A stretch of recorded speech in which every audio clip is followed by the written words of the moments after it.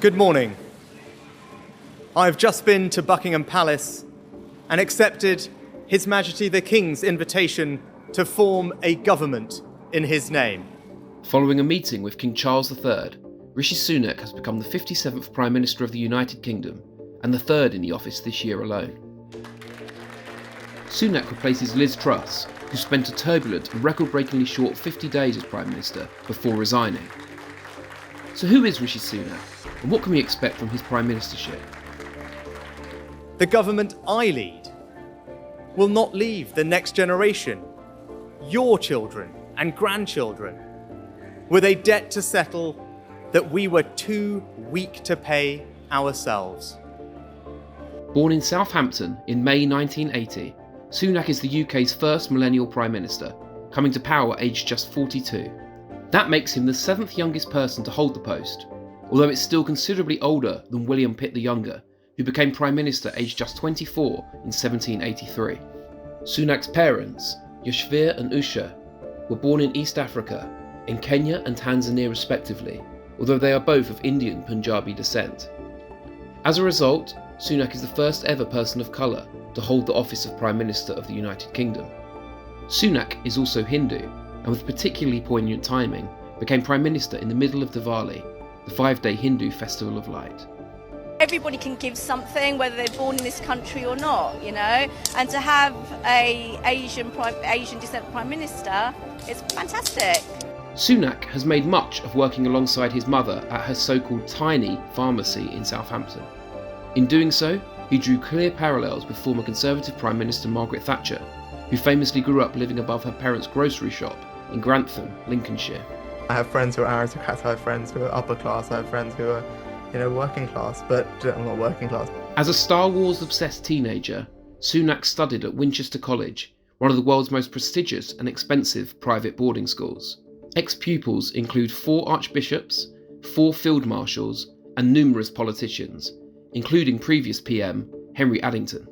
So when you were young, did you say you had no working class friends? I mean, Andrew, we all say silly things when we're students, but I've talked about my background. My family, as you said, were welcomed here as migrants. No, we know that. I feel I ago. almost know them personally myself. I've heard so much about so it was just wrong when you said that. I'm glad. I grew up working in my mum's pharmacy. No, we know all that. And you don't grow up doing that unless you actually interact with lots of people. And I spent my time making sure that we served our community. While head boy at Winchester, Sunak spent his summer holidays working as a waiter in a local Indian restaurant.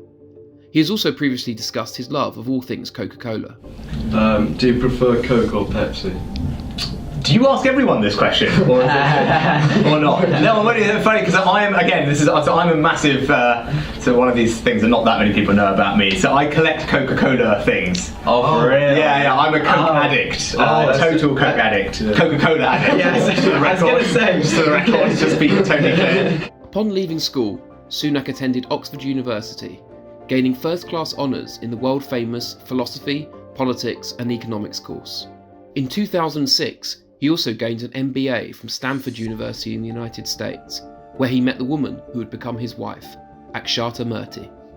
Akshata is the daughter of N.R. Narayana Murthy, a billionaire businessman once dubbed the Bill Gates of India. But her financial affairs would later cause Sunak headaches when it was revealed she had non-domiciled status, allowing her to avoid paying tax on earnings outside the UK. Although the arrangement was legal, it did raise eyebrows given her husband was running the UK tax system as Chancellor when the story emerged. The Chancellor has imposed tax rise after tax rise on working people. And he's said time and again, there's no alternative, we've got no option. If it now transpires that his wife has used schemes to reduce her own tax, then that's breathtaking hypocrisy.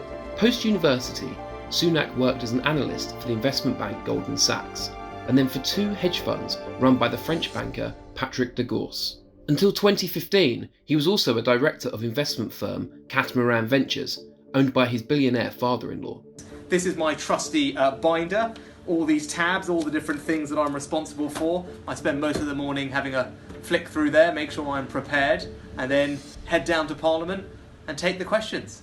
Sunak's career in politics began in October 2014 when he became Conservative MP for former Tory leader William Hague's old seat of Richmond in North Yorkshire, one of the safest Conservative seats in the UK and held by the party for over 100 years. Quickly identified as a rising star, Sunak's early endorsement of Brexit was significant, as at the time most ambitious new Tory MPs had opted to remain loyal to the Remain campaign, backed by then Prime Minister David Cameron at the 2016 EU referendum. Get Brexit done!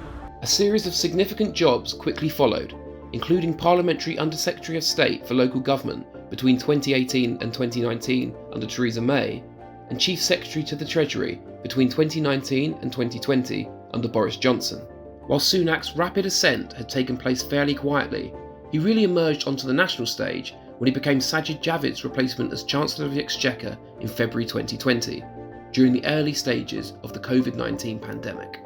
It is a budget that delivers on our promises to the British people. It is the budget of a government that gets things done. Very much in the deep end from day one, Sunak was quickly forced to set aside his natural instincts as a small state, tax-cutting Conservative to oversee the biggest state intervention in the UK's economy since World War II. As the impact of COVID and several national lockdowns ravaged the country's finances, Sunak brought in the UK's first ever employee retention programme, including a furlough scheme to guarantee workers' wages and a £330 billion loan scheme to help struggling businesses. There were accusations he took those calls too far, however, with his mid-pandemic Eat Out to Help Out scheme, in which government-funded discounts were available to those visiting restaurants, leading to COVID infections rising by as much as 17% in the UK, according to research by the University of Warwick. Yesterday evening, the Prime Minister announced a national lockdown. The new strain of the virus presents us with a new challenge, just as the vaccine is being rolled out. So it is right to give more support for businesses to get through until spring. Sunak emerged from the pandemic with a reputation not entirely intact. Many on the right wing of his party felt deeply uneasy at a Conservative Chancellor overseeing such significant state interventions and hundreds of billions of pounds in government spending. Former Minister for Brexit Opportunities, Jacob Rees-Mogg, was even reported to have branded Sunak a socialist. I think Rishi Sunak was not a successful Chancellor. He was a high-tax Chancellor, and he was a Chancellor who was not alert to the inflationary problem. And there were other issues in play too. In April, Sunak received a fixed penalty notice from the police for attending a party with Boris Johnson during the COVID-19 lockdown. It was around the same time that news of his wife's aforementioned tax affairs first emerged. In a Conservative party riven by increasingly bitter divisions, Sunak had become something of a divisive figure. That came to a head in July when he sensationally quit as Chancellor as scandal after scandal engulfed Prime Minister Boris Johnson. Was it no longer working? Yes, and that's why I resigned. But let me be clear. I will have no part in a rewriting of history that seeks to demonise Boris, exaggerate his faults, or deny his efforts. Sunak's resignation helped pave the way for numerous other senior Conservative Party figures to quit, eventually culminating in Boris Johnson being ousted as Prime Minister, and a leadership contest in which Sunak won the support of the majority of his fellow MPs, but ultimately lost to Liz Truss in a vote by Conservative Party members. Therefore, I give notice that Liz Truss is elected as the leader of the Conservative and Unionist Party. Liz, come up on stage.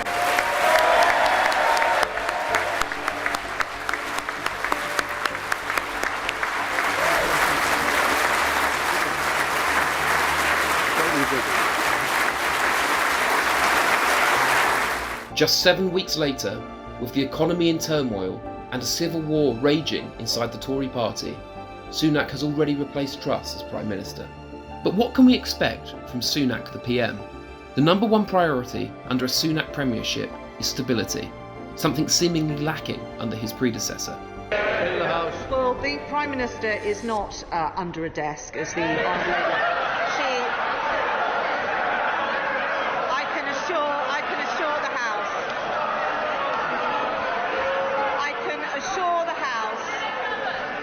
I can assure the House that she is, with regret, she is not here for a very good reason. During the leadership debates, Sunak accused Truss of fairy tale economics with her promise of unfunded tax cuts.